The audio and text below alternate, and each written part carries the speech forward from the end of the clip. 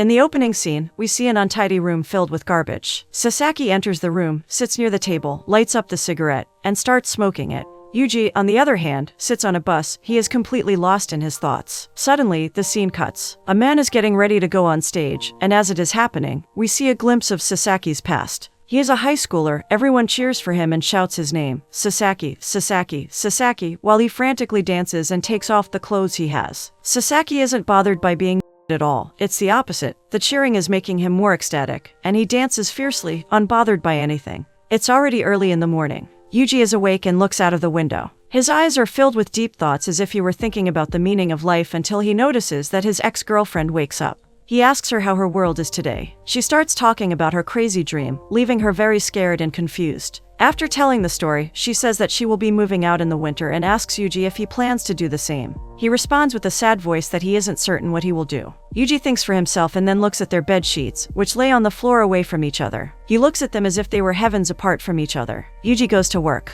He wanted to be an actor all his life, but currently, he works mundane, boring work to pay his taxes. Yuji assembles boxes carefully. One of his coworkers has a hard time. He offers to help him but refuses Yuji's help. He returns home and starts doing dishes, while his ex complains that cutting toenails is the hardest thing on the planet. She asks him how his day went. Yuji answers with a dissatisfied voice that all he did was assemble boxes over and over again. Yuji finds out that his ex is going for a drink with his friends. He tries to hide that he is disinterested in this, but clearly, he gets jealous but doesn't say a single word. Yuji, too, goes out for a drink with his friends. He asks Yuji how his acting career is going. Yuji doesn't want to respond, so he quickly changes the subject by reversing the question to his friend. He says that he is still struggling. He had one big movie role, but it turned out to be a massive flop, so all he does is do TV series. Yuji asks him to get him a role, but he refuses and encourages Yuji that he will get a break soon. Sadly, Yuji isn't optimistic about his future at all, for Yuji's entire life is falling apart. His breakup, unfulfilled dreams, a job he doesn't love at all, everything keeps piling up on him. His friend excuses himself for a moment and hands Yuji a script. He is surprised and doesn't understand why he gave him the script now of all time. Yuji skeptically asks him why he is doing this, and he answers that he loves Yuji's acting and that someone as talented as him deserves a chance. While Yuji works, he glances out the window. Below, his old classmate, Tada, talks with his superiors. He recognizes Yuji, and so does he. Yuji is embarrassed at the moment and says that he works here as a box craftsman. They go to a bar. Tada asks Yuji if he is still acting. He tries to change the subject, but Tada doesn't let up. He even promises Yuji that he will go and see his performance. Tada asks him about the class reunion. Everyone, even Sasaki, was there. Yuji hears Sasaki's name, and it's like an unexpected thunder for him. His demeanor changes, and previously emotionless Yuji talks about Sasaki as if he missed him. Tada says that he didn't change at all, and Yuji smiles. Tada then asks where his house is and if he stays there alone. Yuji explains that he stays near the station in a rented apartment with his ex-girlfriend. This surprises Tada. Yuji explains that she plans to leave in the winter. Tada encourages him to enjoy himself with another woman and have a friend with benefits for casual intimacy because women are the best cure for loneliness, in his mind. Yuji gets frustrated and explains that he doesn't like or enjoy the idea of casual intimacy or friendship with benefits. He doesn't want to rely on someone else to fill the void in his heart. He rather prefers to deal with it on his own. At first, Tada seems superficial, but he quickly realizes that Yuji is still in love with her and advises Yuji to confess his feelings to her once again. Yuji just replies that he will do it shortly. Tada doesn't let go of Yuji's hook this easily. He presses that he shouldn't say something like this at all because it is running away from the problem. Yuji retaliates and says that Tada doesn't know a second thing about the relationship, so he shouldn't butt in. Tada says that he's speaking in generals, and after a few hours of meeting him, he understands that Yuji isn't living as he wants to and suffers because of it. Although Yuji completely understands where Tada is coming from, he gets angry and says that it's not his business, and they sit down staring at each other. While the atmosphere got tense, Yuji couldn't contain his anger and threw a napkin at the front table because the men sitting there were disrespectful and loud. Tada and Yuji get into a fight. They stroll around the city. Neither of them seemed bothered by the fact that they fought. Tada is even surprised that Yuji fought that well. Yuji explains that he took some boxing matches because he doesn't like losing. Tada compares Yuji to Sasaki because of what he said. Yuji says that he met Sasaki once after school. Tada invites Yuji over for another round of beer, but he refuses, and they go their separate ways. On the way home, Yuji remembers his school days and how he and his friends used to race against each other with bicycles. When they were racing, Sasaki would jump from Yuji's bicycle and run alongside him while screaming and cheering his friends on as if he didn't have any worries in the world. Sasaki seems to be a carefree guy in Yuji's memory. Yuji returns home. His girlfriend quickly notices the scars on his face and asks Yuji what happened. He tells her the story and mentions that meeting Tada brought back memories of Sasaki. She asks Yuji about him, and once asked, he changes his demeanor, his eyes light up, and he starts talking about Sasaki and how he would dance in the classroom completely naked while they were screaming his name. As Yuji is telling the story, he starts dancing as Sasaki used to. Yuki mentions that he might have been a crazy guy, and Yuji agrees with her with a cheerful smile. She asks him if he plans to meet Sasaki, to which he answers that he doesn't know. Yuki brings up the fact that she hasn't seen Yuji this happy for a long time and thinks he should meet up with Sasaki. Yuji himself is surprised by this statement. He doesn't even notice how fond he is of his sweet childhood memories. Yuji remembers when he and Sasaki were watching TV. Sasaki can't contain himself in one place because the boxing match he watches excites him. He says that he wants to be like that sportsman and says life is how you spend it. The wise words coming from Sasaki were unusual, so Yuji disregards them and doesn't even pay attention to them. That's when Sasaki says that Yuji should become an actor. He agrees at first but then says that's impossible. Sasaki, on the other hand, is dead serious about his statement. He encourages Yuji once more to become an actor, and if he says that it's impossible to do it, that's the reason he should do it. Young Yuji doesn't understand the meaning behind these words and brushes them off. Yuji reads the script his friend gave him. He is preparing for rehearsal. After he finishes, he goes to bed, and when he goes into the room, the weight of reality hits him once again. He can't stand the distance between his and Yuki's beds, so he moves his one closer to Yuki's and goes to sleep as he watches her. Yuji still can't get over the fact that he and Yuki broke up. He still has strong feelings for her, which are tormenting him day after day. Yuji is at rehearsal. Yuji perfectly does his part. His character, Silva, tries to help his friend, who is self-sabotaging himself and is on the verge of.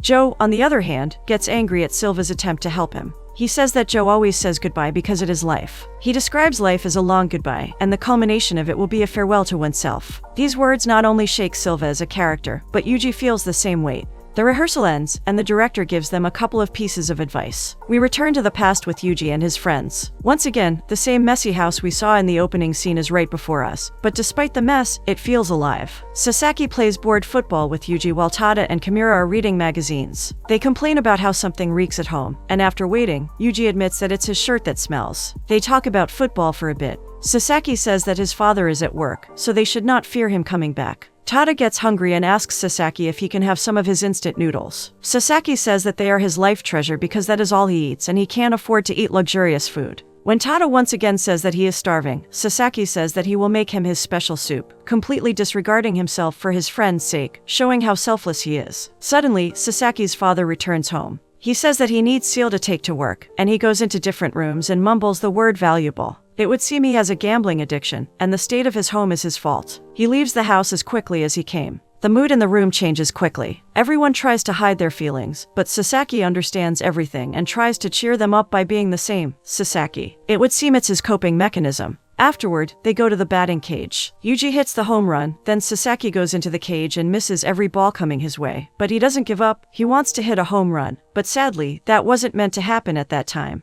Yuji returns home and has dinner with his grandmother. Shortly after, he goes to the laundry room to find washed clothes in the washing machine. That's why his clothes smell like mold all the time. It's been over since midnight. TV noises wake Sasaki up. He finds his father playing a video game. His father asks where he got it, and Sasaki explains that Kimura lent it to him. Sasaki asks if he can play with him because it's more fun that way. They play a couple of matches, and even though Sasaki has every right to despise his father, he enjoys their time together before his father disappears once again. At school, the usual scene takes place. Sasaki gets and dances on the table while everyone else cheers for him. Later, he gets into a fight with Tada because he said that no girl would date a weird guy like him. Sasaki challenges him to a basketball game and loses it completely. Yuji and Sasaki lay on the ground after the match. Yuji asks Sasaki about his plans after high school. Sasaki doesn't have an answer and doesn't want to talk about it. He gives a book to Yuji and tells him to read it because he thinks it will be good for him. Yuji asks Sasaki about his father, to which he responds that Yuji is a boring person. But this question was hard for Sasaki because, in reality, he doesn't know where his father is or what he does. Yuji and Kimura are in the sports hall. Kimura says that he has a crush on Akari Ikanos. Yuji says that he should give it up because he doesn't stand a chance. Kimura asks Yuji not to tell Sasaki about this because he can't keep a secret. Yuji agrees but tells Kimura that Sasaki is the best at keeping secrets. Everyone else thinks that Sasaki is a cheerful idiot. But not Yuji. He knows that there's more depth to Sasaki than just what he shows on the surface. The same routine happens. Sasaki gets the teacher comes to stop him, and he runs. The new year comes. Yuji, Sasaki, Tada, and Kimura are grabbing the fortune teller's papers. Tada gets one that says the same thing it said the previous year, that he will have bad luck. Sasaki, in the distance, sees his father and quickly takes off after him. Yuji worries about him and follows. Once he catches up to him, he is shocked. Cheerful Sasaki is on the verge of a mental breakdown. He mumbles words. Why and what's going on? Not understanding the meaning behind Sasaki's words, Yuji tries to grab him by the hand and calm him down. But Sasaki tries to run, and both of them fall to the ground. Sasaki screams at Yuji to let him go, says that he will return home, and asks him to think of an excuse that would explain why he left. Yuji returns home. He sits on the couch, lost in his thoughts, trying to wrap his head around what happened earlier. His grandmother tells him to wash his hands, but Yuji says that he will do it later. His grandmother says that he won't accomplish anything by saying that he will do things later. This angers Yuji, and he mercilessly blames her, saying that she does the same thing and that's why his clothes smell moldy all the time. She is shocked and hurt by his words. Yuji realizes that he spurred these words in the heat of passion and apologizes to her. It's not like he doesn't understand that she is just an old, frail woman who tries to take care of him as best as she can. School life continues, but there is one change. Everything is silent. There is no chaos, and the reason behind it is the absence of Sasaki. Tada mentions that it's his first time missing school. Even on the road home, everything seems lifeless without Sasaki and Yuji. Yuji wakes up at Sasaki's place. He finds Sasaki watching a documentary about elephants. They exchange a few words. It turns out Sasaki's father never showed up, and he made a report. Sasaki is unusually silent for Yuji. It even scares him, and Sasaki, on the other hand, is devastated. He looks at the TV and says to Yuji that he should go about his life because if he believes in himself, everything will be fine. And as he is saying these words, a single tear runs down his cheek. These words and Sasaki's face are etched in Yuji's heart. Yuji couldn't understand why he was saying these words to him at that time. All he could see at the time was his friend, who was slowly losing his will to stay alive and who would encourage others to do things in life that he believed that he wouldn't be able to. Time passes, and Sasaki still misses school. The teacher announces that his father passed away and that he wants to talk with Yuji, Tada, and Kimura. Suddenly, to everyone's surprise, the door opens, and Sasaki goes into the classroom. He behaves as if nothing has happened. The teacher tells Sasaki to see him after school, and he agrees. Sasaki asks Yuji to go to the cafeteria, and they are soon joined by Tada and Kimura. Sasaki stops and asks them to give him the call to strip down and dance. None of them do it. This angers Sasaki, and he tries to find the reason but can't. They refuse to embarrass him on the same day they learned about his father's death. Sasaki is in euphoria, sadness, anger, spite, injustice, cruelty, loneliness, everything is mixed. He screams out and asks why they are not giving him the Sasaki call because in the past they enjoyed getting him while he danced. Is it because of his lame father's passing away? He asks Yuji, crumbling away, not knowing whether to cry or scream. Yuji can't even look him in the eye rather than say a single word to him. Sasaki says that they are lame and leaves them alone. Yuji, at that moment, understands how hard life was for Sasaki and feels guilty about the things they did in the past. He looks like a statue. The only distinguishing thing would be a single tear that fell. Present Yuji's life continues without change. He goes to work, and after work, he does his rehearsal. In this scene, Silva asks Joe to go with him for a few rounds of beer, but Joe stops him. He wants to see how the bed in which he was born and later his father passed away is taken away. Silva says that at least his father died a painless death, unlike other cancer patients, but what he doesn't know is that he committed. Joe explains that the reason he did it was that he didn't want to be a burden to his family. These words stun Yuji in one place, and he forgets his next line. They stop for a break. The director says that Yuji is too tense in that scene, but in a good way. He understands now why Yuji was recommended for this role. Yuji says that, unlike Silva, he isn't a strong person, and he thinks that if he saw his friend going down a bad road, he wouldn't have enough strength to help him. But the director says that there is nothing wrong with that because people aren't lonely because they feel alone. They can have many friends but still feel the gaping hole in their hearts, and if they try to ruin their lives, there is so much one can do to prevent that. Yuji agrees. Back in the past, Yuji visits his grandmother's graveyard. That's when Sasaki calls him, and Yuji decides to meet up with him. He goes into an arcade room and finds Sasaki playing a pachinko game. They exchanged a few words before they decided to go outside and have a talk because the noise was getting in their way. Sasaki tells Yuji a story about how he beat him with a bottle of beer because he annoyed him and left him no choice. After school, Sasaki became a pro pachinko player. He explains that there are some ups and downs in his line of work, but he earns money for a living, so he can't complain. One of Sasaki's friends approaches them. Sasaki says that he will return in a minute and leaves Shinpei and Yuji alone.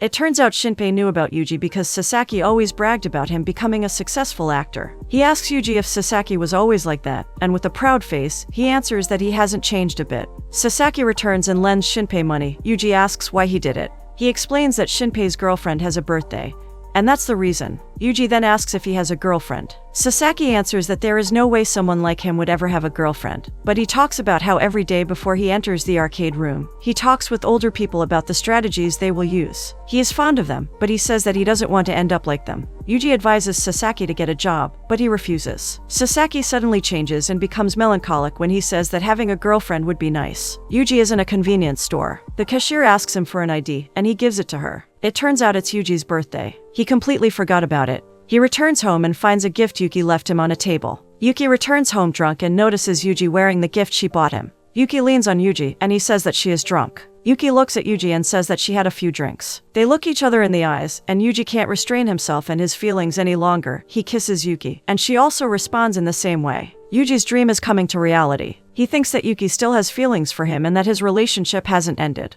He quickly removes clothes from Yuki and laces her on the bed, but he realizes that she fell asleep. The sudden realization of what he did comes into his head, destroys him, and fills him with guilt and pain. He goes into another room and smokes before going to sleep. A phone call wakes him up. He recognizes the number but not the voice. The voice says that her name is Nimura and asks Yuji if he was good friends with Sasaki in high school. He asks her who he is, and that's when she says that Sasaki has passed away and is waiting for his friends to arrive at his place. Yuji is shocked. He doesn't know what to do or how to respond at all. He realizes that his relationship is truly over and that his best friend died on his birthday. Yuji just stares as if the void is slowly consuming him. Sasaki wakes up in the morning and goes to the arcade center. There is a long line before him. Some of the people didn't stand in line, and this angers Sasaki. He gets into a fight with them. The guy Sasaki starts fighting overpowers him easily, but Sasaki doesn't give up and takes the upper hand. He says that it doesn't matter if they beat him because old people are already in the arcade room on the best machines. Sasaki ends up with an eye patch. After his pachinko shift ends, he goes into karaoke. That's when he hears a voice and checks the room to find a lonely, beautiful girl.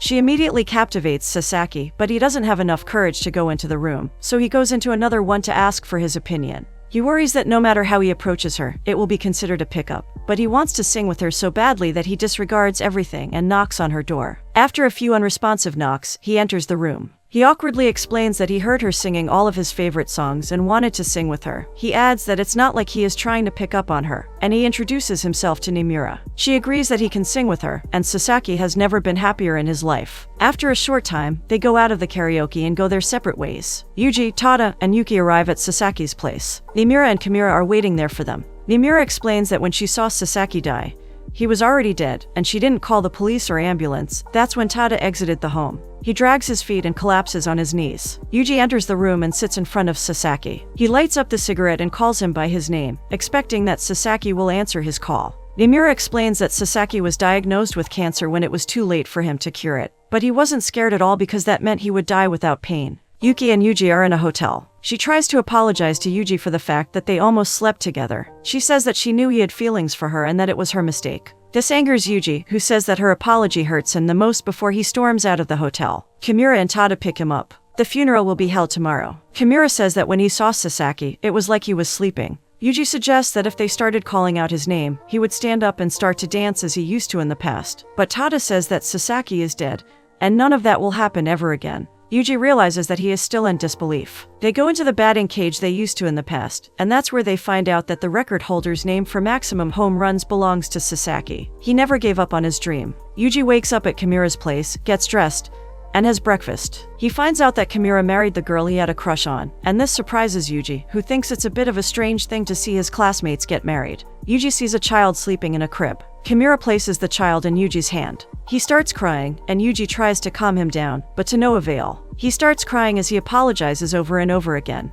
He realizes that it's time for him to face them head-on rather than try to escape them all his life. He rushes outside and goes to meet up with Yuki. He confesses that he also plans to move out of that home. The reason he hesitated all this time was that he didn't want to forget a single memory they had in that house. He was afraid to forget Yuki. She says that it's not his fault, but in reality, she is to blame. She says that living with him, even though she knew he had feelings for her and she didn't, plus has started seeing a new guy whom she liked, makes her a really bad person in comparison, so she urges Yuji to stop tormenting himself. Yuji asks Yuki how her world was yesterday for the very last time. She answers that she forgot about it. They laugh, and before Yuji leaves for the funeral, Yuki tells Yuji to burn Sasaki's face into his memories. These were the last words she said to Yuji. Now the only thing Yuji has left to do is say farewell to his friend. He is on his way and repeats the same words he rehearsed for the layover and over again. But now it's like he understands the meaning behind them. Every word in every sentence has a powerful force. Yuji understands how Joe and Silva are the same characters as he and Sasaki. He perfects his play and screams out on the road while going to Sasaki's funeral. The car carrying his grave stops for a second. That's when Sasaki jumps completely